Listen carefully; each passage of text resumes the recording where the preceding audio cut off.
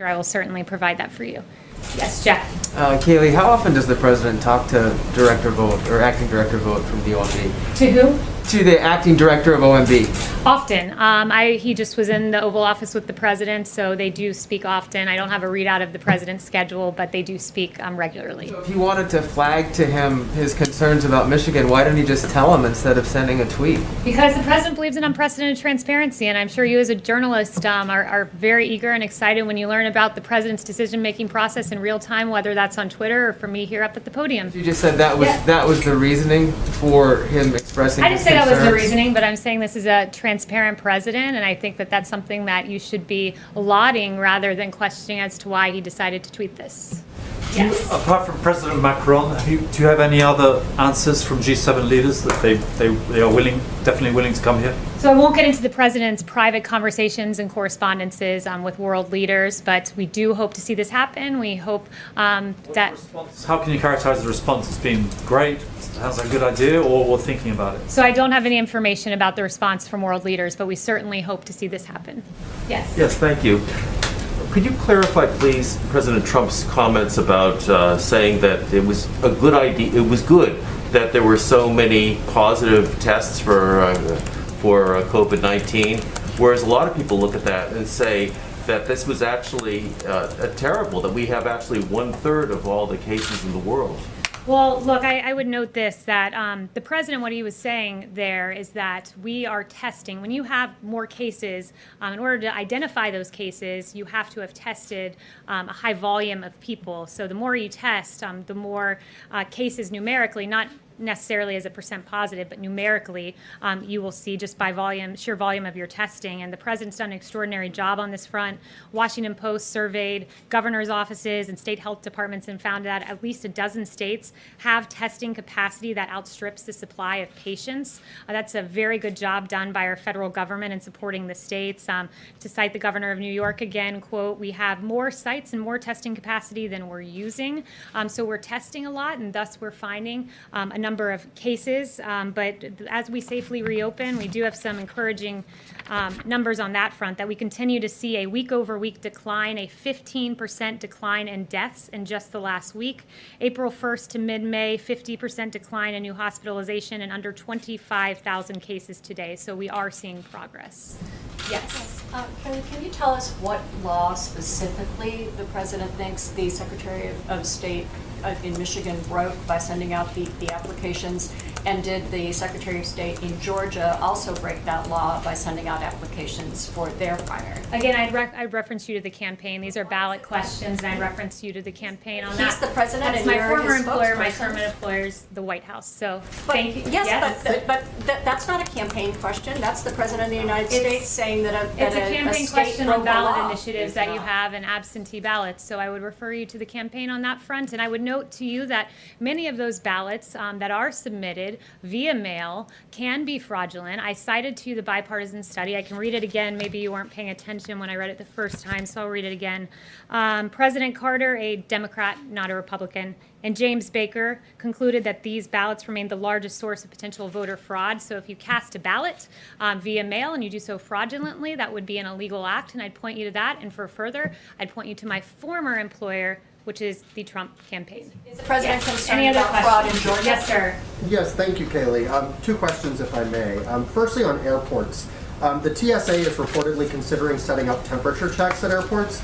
Given the numbers of people who can be asymptomatic or sick without a fever, do you think that's sufficient? And why wasn't more done to have screening at airports sooner, particularly in light of the House oversight investigation that called screening from international hotspots in March limited and stagnant?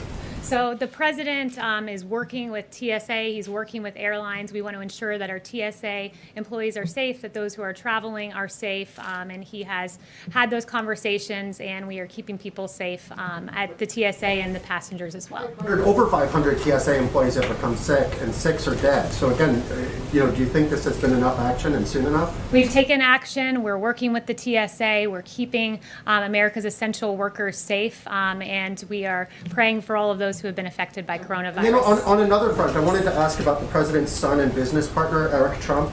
He recently said of coronavirus that, quote, "The Democrats are trying to milk this," and predicted it will, quote, magically all of a sudden go away and disappear, and everyone will be able to reopen after the election in November. Do you think Eric Trump's comments are accurate and also appropriate?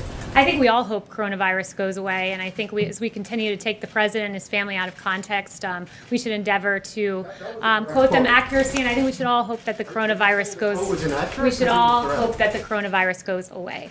Yes.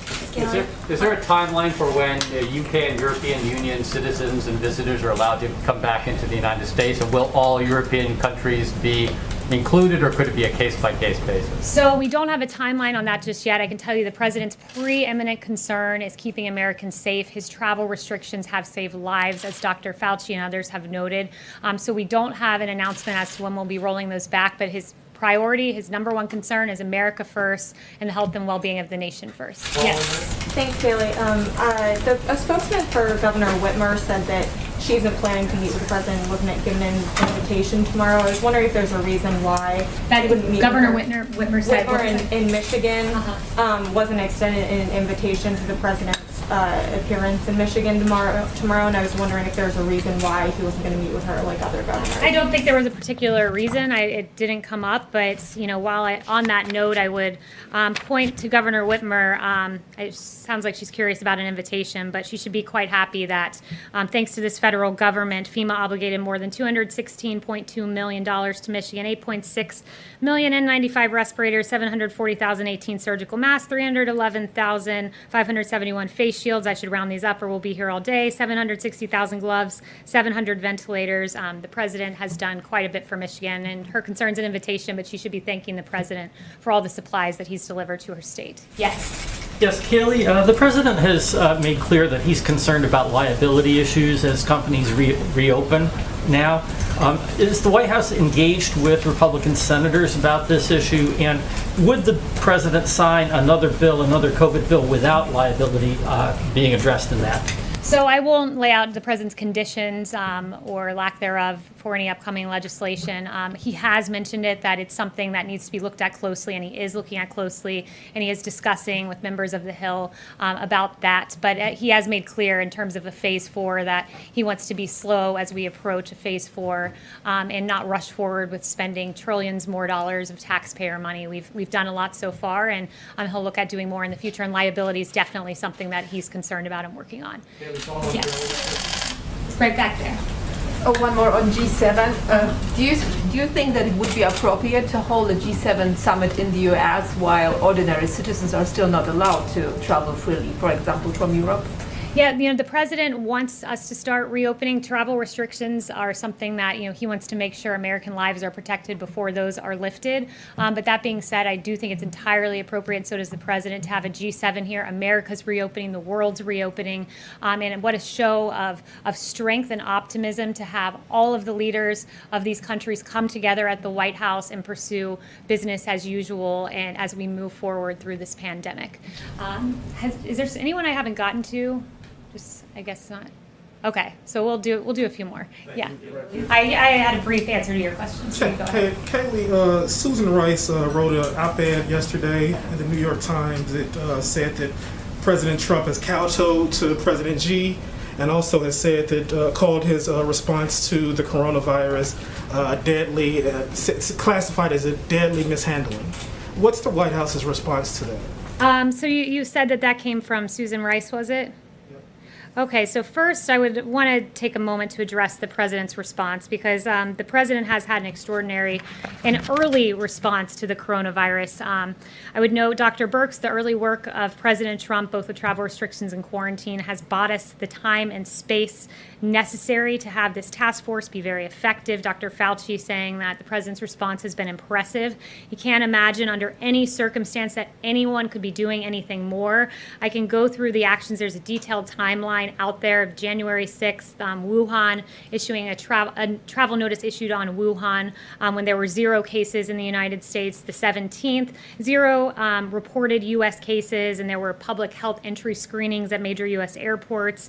Of course, the infamous travel restrictions that were called xenophobic by Democrats on January 31st. A lot of action in February on developing a test and making sure we were moving forward as speedily as possible.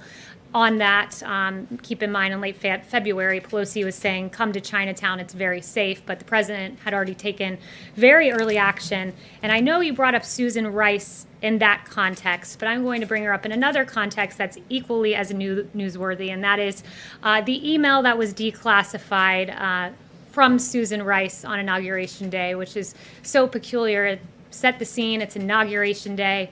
You're moving out of the White House. This is the most powerful building on planet Earth.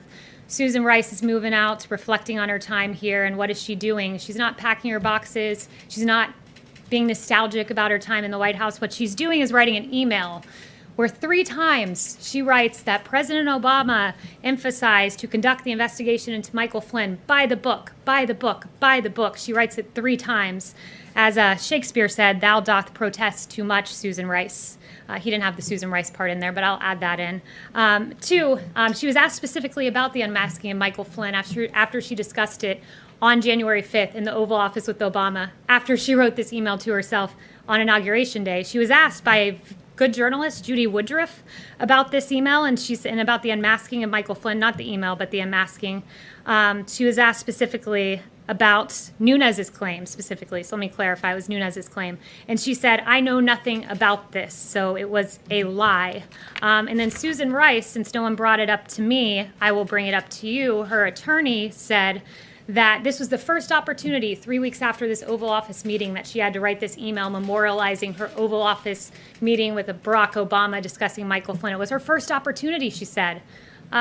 Interesting, because she had an opportunity in those 3 weeks on January 10th to do a passing of the baton event with none other than Michael Flynn, where she praised him, wished him success, and talked about the great transition into the White House. And then on January 12th, she was able to participate in a story that published on that date in the lifestyle section of the Washington Post. So she never had time to write this email until Inauguration Day as she's rushing out the door, when in fact she had an opportunity to do all of those things. I'll leave that with you. Thank you for bringing up Susan Rice, not in the context that I wished, but for allowing me to share that with you. Come on.